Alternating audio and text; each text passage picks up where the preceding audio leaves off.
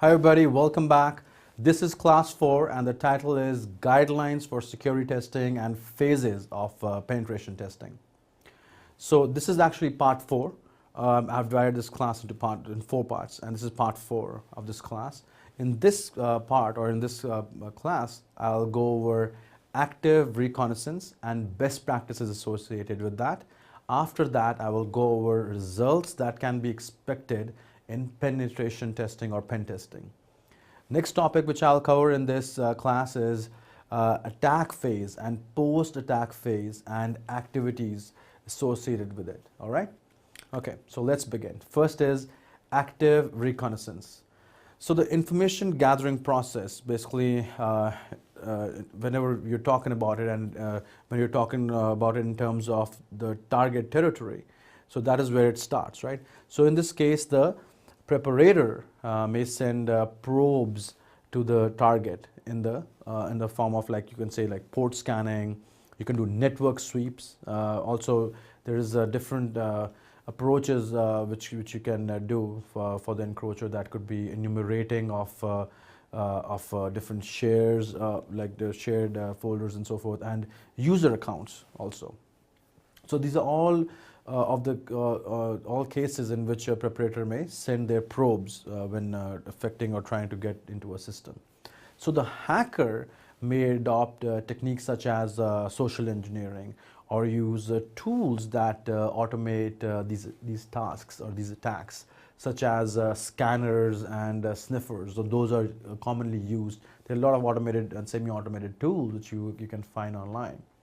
So the footprint which is left behind by the hacker, if it's large, and basically then you know it's a no voice and you can easily identify it. Usually hackers don't leave any footprint behind. So some of the key activities are network mapping, parameter mapping, then we have system and service identification, which consists of like, you can go port scanning and web profiling. So when basically a network mapping is done, or you can say, like, network mapping usually performed when you're trying to try to see and different points in a network on a domain and see, like, what is the information from the server domain or the registry numbers or whatever information you can get, and that is how you try to map a network during a passive reconnaissance phase. So the IP block from the basically which you're getting back, so that is also a key, because that is basically the backbone of the network. So when investigating the network linkages both upstream and downstream, you basically get access to that information. So these also include your primary and secondary name servers for hosts and for even your subdomain. So all that is part of your network map, all right? So on the other hand, your parameter mapping, or when you're talking about your parameter mapping, which basically is your trace route of the gateway. And this can be defined with your outer network layer, basically what routers you're using. Basically, you can trace different trails. When you're doing a trace route, you know what servers, what endpoints you're touching, where secure routers, if you look and study them through your web logs and through intrusion logs, right? So the testers may also follow system trials when using web posting and through your also they can do use your bulletin boards and so forth to do all these different active reconnaissance tests, right? So what are the best practices? I want to get you familiar with this also. So when we are doing different kind of active reconnaissance tests, there are some best practices which you should follow. So it is vital to maintain a log of all the activities carried out.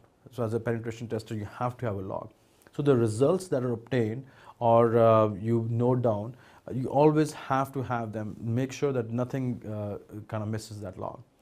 So ensure that all the work is time stamped, right? So you always, when you did what test was going. So there is a track record. and they are communicated to the concerned person within the organization.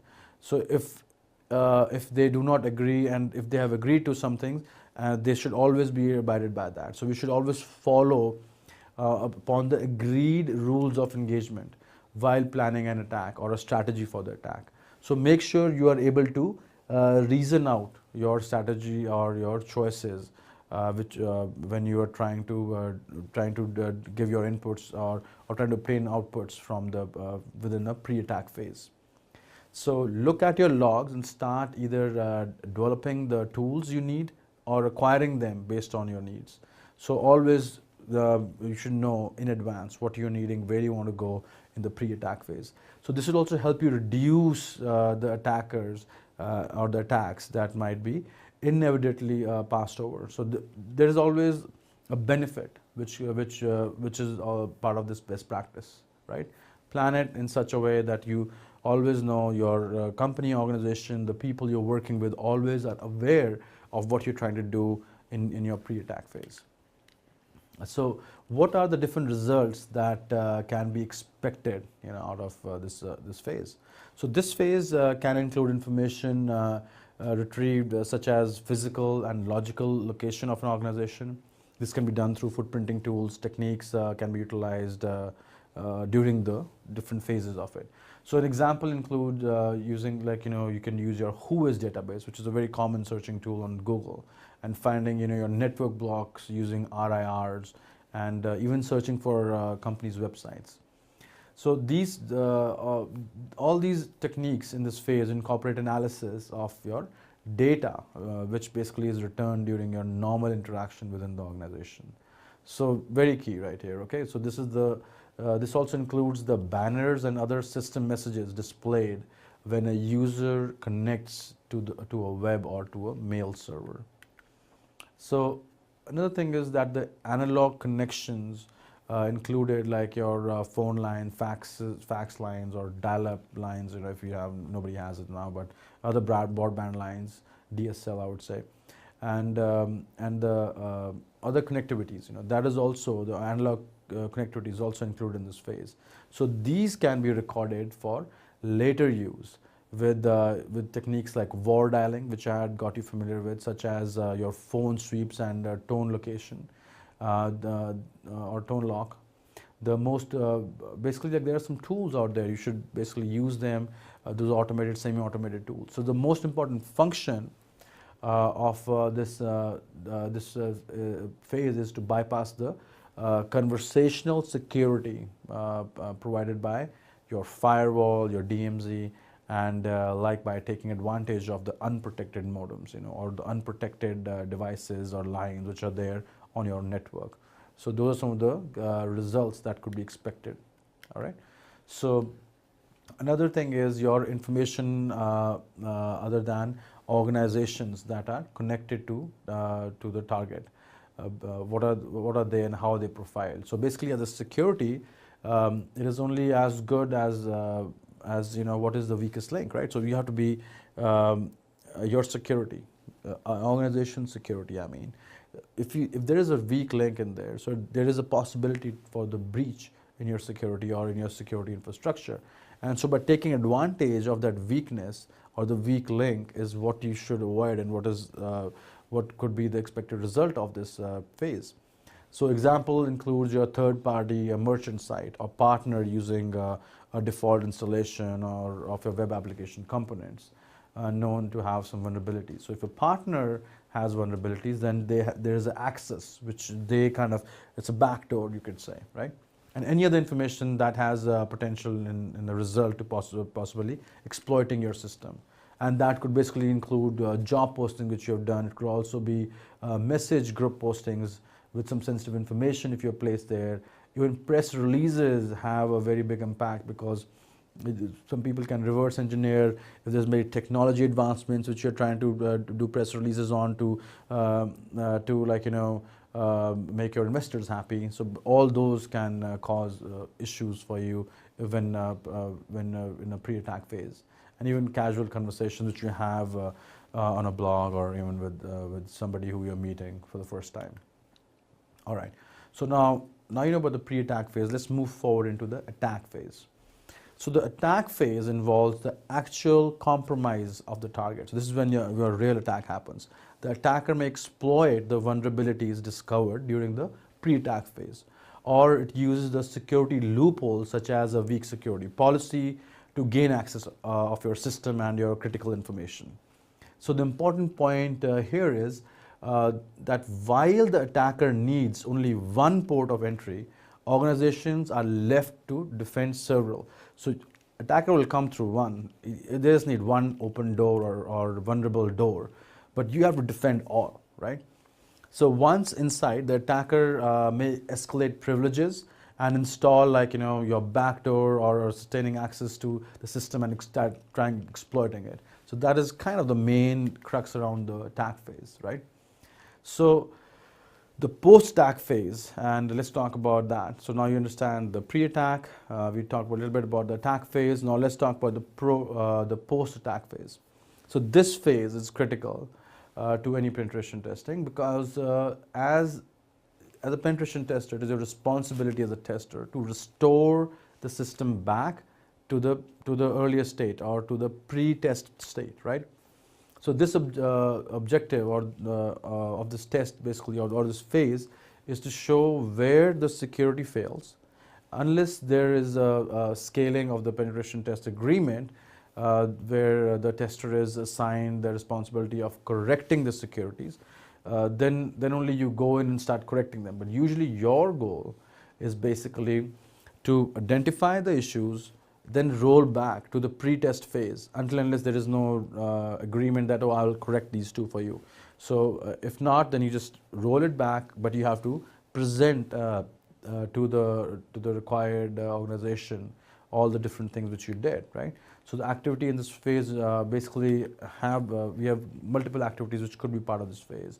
So some of the key ones are removing all files uploaded from the system, cleaning the registry entries, basically, and then removing the vulnerabilities if you have created any, reversing all files and setting manipulations done, reversing all changes in privileges when you're doing user escalation, then also removing all tools and exploits that you have installed in the system as part of your penetration testing.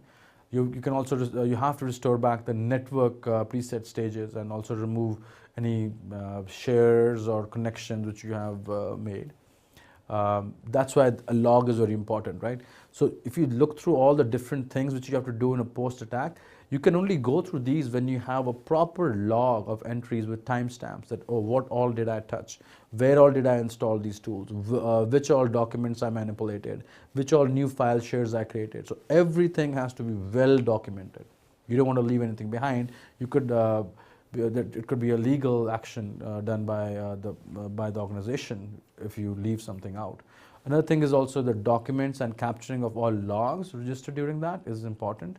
Then in the end, you should also analyze all results and of course present that to the organization, because that's what they hired you for or are paying you for, right? All right, so guys, that brings us basically to the end of course 3. So in this course, we went over penetration testing and the processes of actively evaluating companies' information based on the security measures. Then also went over different ways you can adopt different methodologies of pen testing. Also, I got you familiar with how social engineering addresses a non-technical kind of intrusion, right? So very interesting. You should know about that and be aware and be a good social engineer. You know, when you come down to penetration testing practices. Also, I went through different methodologies to open different flexible and applications and applicable at the broader level. Also, I think so we went over a little bit of unique attack strategies, the pre-attack, attack, and the post-attack strategies. So now you should be well aware about penetration testing, and when a penetration test is done, the knowledge which you require in an organization, and what all different phases you have to go through while conducting a penetration test. All right, so I hope you enjoyed this course as much as I did. I will see you in course 4. Until then, thank you.